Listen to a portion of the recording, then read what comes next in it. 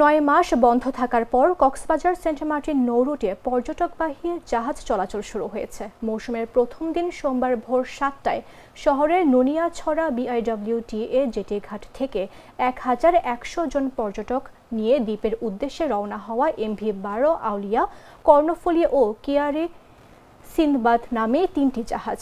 জেলা প্রশাসন, পরিবেশ অধিদপ্তর ও ট্যুরিস্ট পুলিশের কঠোর তদারকিতে টিকিটের অতিরিক্ত যাত্রী ও প্লাস্টিক পণ্য বহন নিয়ন্ত্রণ করা হয়েছে।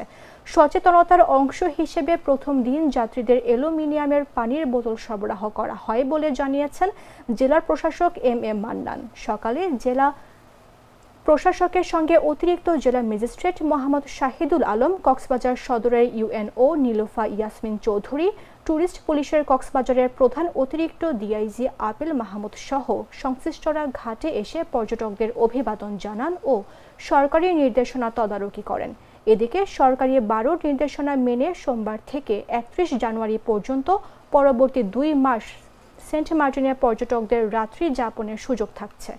জাহাজ কর্তৃপক্ষ জানিয়েছে, প্রথম দিনের জন্য 3টি জাহাজে টিকিট আগে বিক্রি হয়েছিল এবং 1,100 পর্যটক গেলেন দ্বীপে।